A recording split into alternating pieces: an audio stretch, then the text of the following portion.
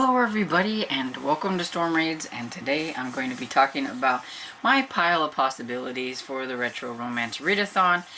I am hosting this Readathon with my lovely co-host Sarah from Bookish Knitter and Melissa from Library and Lavadors, so go check out their videos.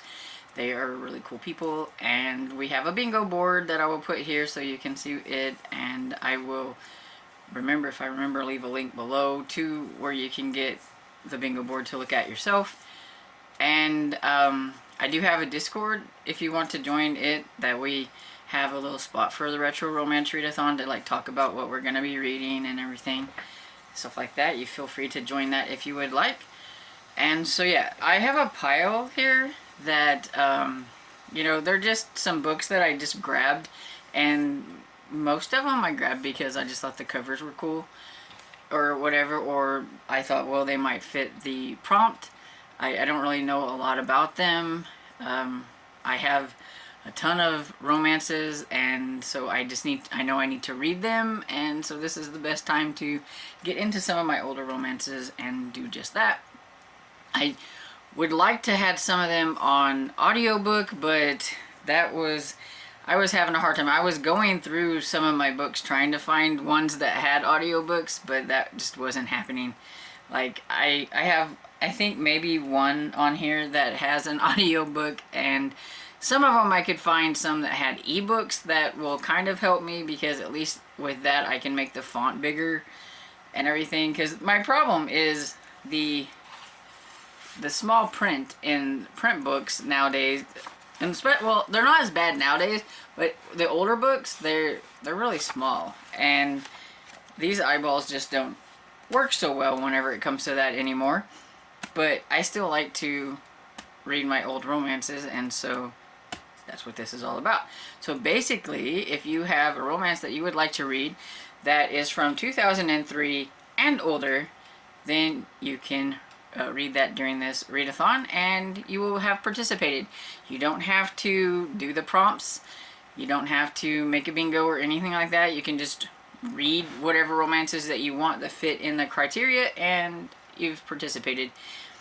I did the prompts in the bingo board for those who like structure and challenges and things like that. I'm more of a relaxed readathoner, and I just have my books here, and I'm hoping, I know some of them will fit the prompt, but whether I get a bingo or not, I don't know. None of mine are specifically for like any kind of bingo. It's just books that I think sound good and that I would like to try to get to a few of these. Since they are print books and I read slow, if I read one or two a week, I would be calling it really good for me. So we'll just see how it goes. This is just, you know, to read some retro romances and to have fun. There's also Instagram challenge as well, so that for those who like to participate in Instagram, there's like a prompt for every week is basically how I had it. I think there's like, I don't know, 4 or 5 prompts, you know, like show off your TBR, your winter settings, you know, your cover buys and things like that. Easy ones that, you know, you can take pictures of, or you can put in a reel if you want to do it that way. Melissa from Library and Lavador, she's like really big over there on Instagram, so I thought it would be fun to have something over there that she can put in her reels and do things like that, and so that's why. And I do have some subscribers that don't like Discord or want to be on the Discord, but they still want to participate, and so I didn't want to leave them out, so I wanted to put something over on Instagram. So, okay, with that, we will just talk about these. I'm not going to really say much about any of these. I don't want to take up too much time, and if I read the backs of all of these, it will take me a while because there's quite a few books here. So, first one I have here is Snows off Offenberg by Alex Andre. This is number 51 in the Mystique books, which, if I remember right, whenever I found this on the fiction database, that this is a Harlequin kind of branch that they did, like a line that they did a while back that featured French authors. And this says, terror and death stalks an ancient castle. And on the back it says the castle was full of dangerous secrets. And it is intriguing novels acclaimed throughout the world as the reading choice for everyone who enjoys an excitement of travel, the danger, and the mystery of love. That is what the Mystique line is about. So I figured it's probably going to have some intrigue and be kind of like, you know, the intrigue line that they have now. And this one came out in, let's see. It says 1979. So there we go. This one came out in 1979. And it could be used for the category romance spot on the bingo board. As well as this one. This is a Harlequin Presents Roberta Lee's Too Young to Love. And I'm pretty sure this one is about a girl who had a crush on an older guy, and now she's a little bit older and she's still crushing on this guy or whatever, but you know, of course, he's a lot older. It says, was she mature enough now to win him a second time? So, I don't know. So, it sounds like maybe an age gap romance. But this is 193 in the Harlequin Presents line. These are the ones that I remember my mom reading whenever I was a kid. This one is one that I had on my list last year, but I never got to it, and so I just decided to put it back on here. And it's got a pretty step back. Make a good picture for Instagram. This is Jill Gregory's Cold Night and Warm Stranger. And so this is a Western kind of romance. It's from, let's see, well, I have it on the back, 1999. And it says, Mara Reeds was all alone in her Montana hotel, curled up in her robe and slippers when a blizzard hit. It was a cold, quiet, and lonely until a rugged gunslinger blew in from the storm demanding shelter. So we know how that's going to go. And so it sounds like a forced proximity type of romance. These big, thick ones have less of a chance of getting read. I will say that, because there's a lot on here, but they're so pretty. This one fits like the cold, I think the prompt is, I don't have them memorized, but I think it's kind of depicts cold on the cover or something like that. And so, there's that. I think winter scene or winter colors, I think was it. And then this one is another Harlequin. It is a Harlequin romance, and it is, let's see, does it have a number? I think 3281, I think. This one's from 1993. It's For an Affair by Eva Rutland. And, yeah, no clue what this one's about either. So, let's see.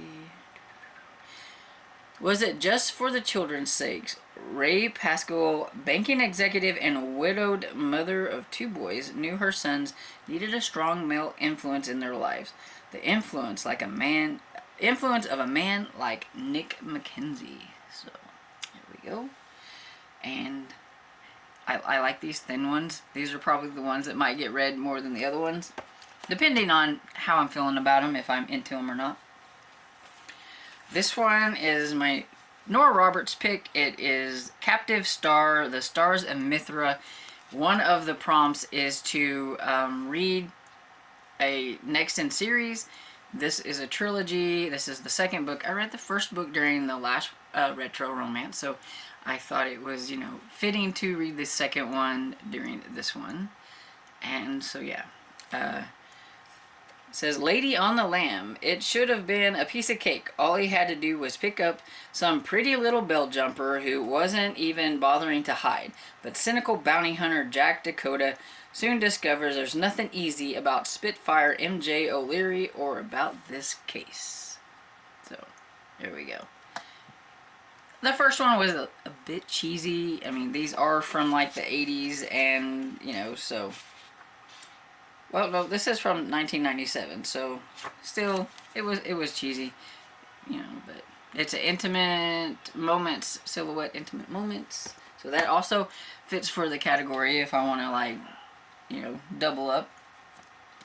Then we have The Bargain by Frances Ray, and I know this one is I believe, a marriage of convenience, which is also one of the prompts. It says, let's see, heiress Alexandra Carster is eccentric, headstrong, and determined to maintain her independence at all costs. Thorne Blackmore, the 5th Earl of Grayson, is the infamous Raquel, an ex-spy forced by circumstances to become engaged. They make a bargain. So I'm figuring that's probably what it's going to be. Marriage convenience type bargain. And I just like the cover. It's pretty. Oh, when was this come out? This one's from 1995. Then we have Luke from the McKenzies. This is by Anna Lee, and this one is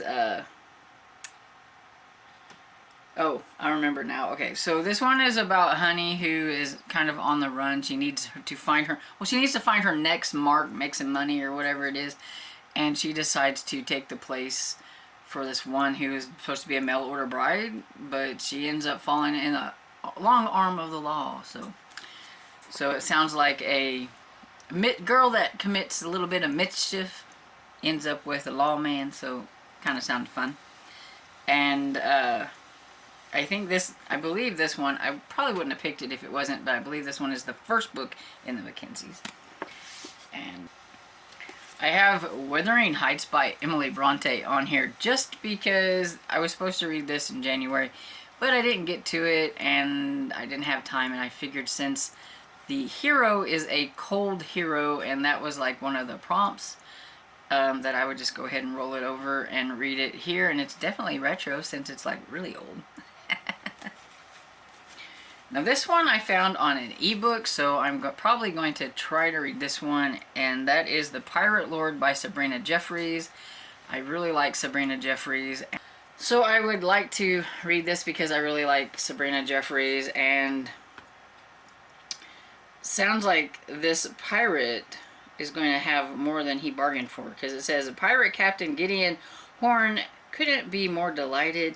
His men are tired of wandering the high seas and want to settle down with wives of uncharted island paradise they've discovered, because they have a shipload of women. And says the women are bound to be grateful to be rescued from the life of drudgery awaiting them in New South Wales. Lord, he's so clever. And I'm like, yeah, he's probably going to find out that they're not going to be quite as compliant probably as he thought they were. And so, yeah, it sounds kind of fun. And it says, married to a pirate? So, it sounds like it could maybe have some fun banter in it. And, yeah, this is one that's probably going to be read out of all these. At least I'm hoping. But it is one of them thick ones. And, you know, we know how it is. But at least if I have the ebook, I can make the font bigger, and so it'll be easier to read. And this one's from 1998. Okay, this one has a pretty cover, and I like the back. I wish it wasn't ripped, because I do like the colors in the back too. This one is called Nights of Passion by Patricia Pelican. And let's see, when did it come out?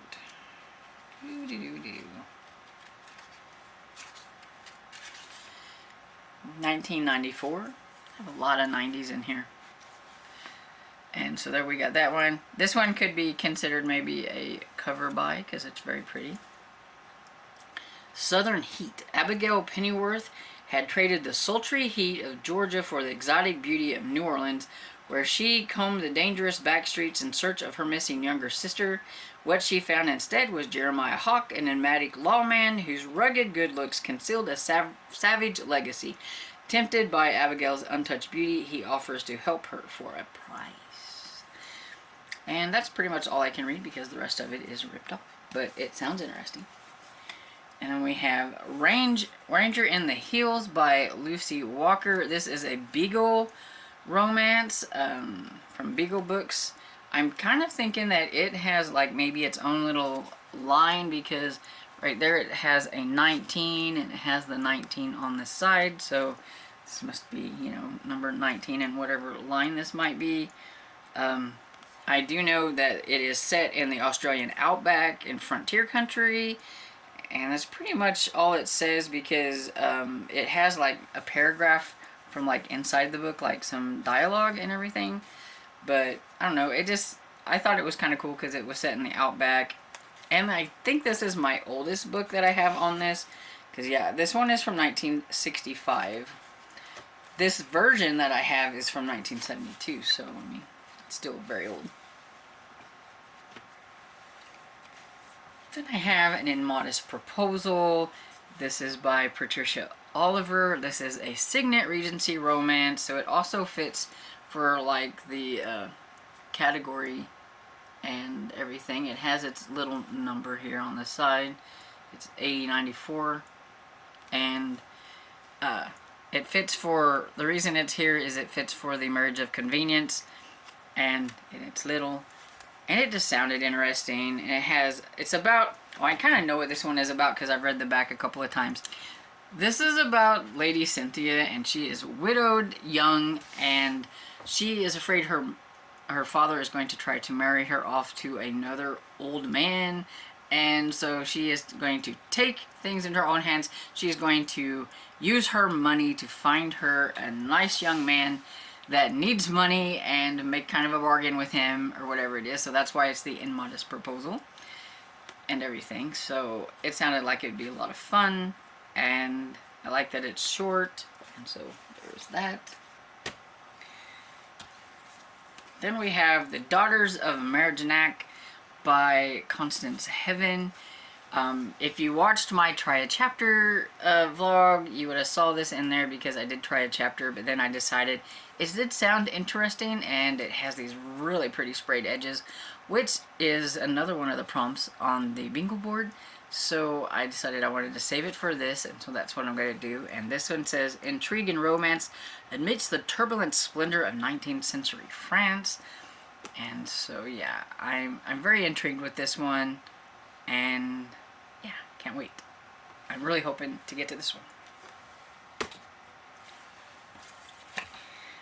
And we have a love sweat novel, and this is The Trouble with Magic by Mary K. McComas.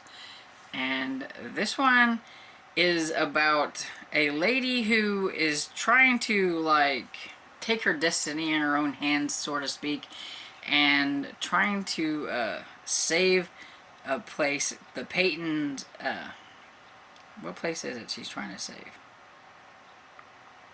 Oh, the Jovet Islands or something. There's a house on Jovet Island. So she takes this guy there who's got money and might invest in things, but when he decides he doesn't want to, she takes matters into her own hand, and she maroons them there, so they are stuck there and no way to get off the island. And there is a legend, an old legend of enemies meeting on Jovet Island and falling in love, so it's kind of like an enemies to lovers, and it sounded kind of fun. This one also probably goes for my pretty cover buy, because I'm always a sucker for these old ones. And this one is from, it's from 1990, but I think this version is from 95. And this is part of the Women's West. It's Connie Mason's Beyond the Horizon. And it's a Western frontier type, and I always like those kinds. They're fun. But this one's like super thick, so it doesn't have a good chance of me reading it this month, but, you know, it could in the month of February anyway. Then my last book that I have on, last actual book, but I do have a couple audiobooks. This one is The Ladies of Missalongi. I cannot pronounce it. Missalongi?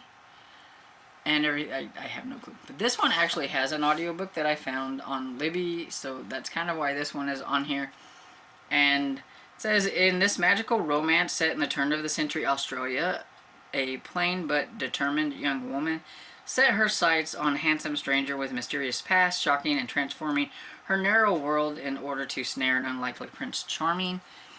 And this one is by Colleen McCullough, who is the lady who wrote the Thornbird series.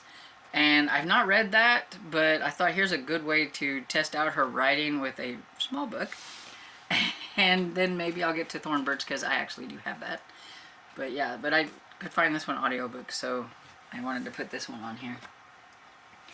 So audiobooks that I do know that I can get is I'm going to do Romancing Mr. Bridgerton, which is number 4 in the Bridgerton series, so that I can continue on with that.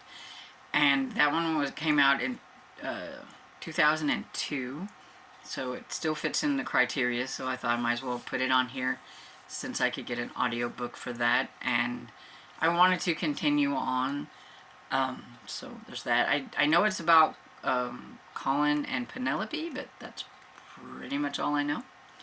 I just know that it was the next one in line, and since that is a prompt, next in series, I put it on here. And then we also have a Lavelle Spencer novel, but I don't know exactly which one.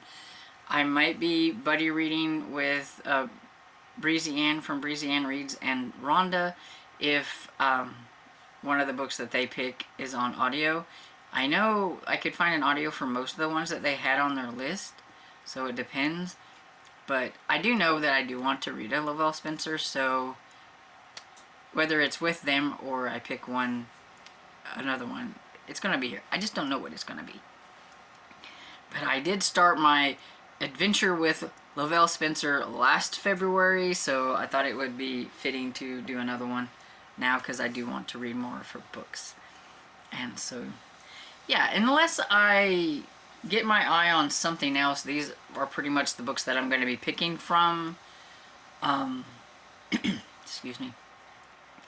But I have tons of books sitting around. If I venture out and find other books I may grab out in the wild, I might decide to read one of them instead. You know me. I never can stick to what I say I'm going to read. But I wanted a pile of possibilities so that I didn't feel like I'm too constricted to just a certain amount of books. I need variety so I can mood read among my pile, I guess you could say. And so, have you read any of these books? Let me know what you thought about them down in the comments. And let me know if you're participating and what you're going to be reading. Do you have a TBR? Let me know about that in the comments. And I hope you enjoyed this video. And if you did, please give it a thumbs up and subscribe. And I will see you all in the next video. Bye.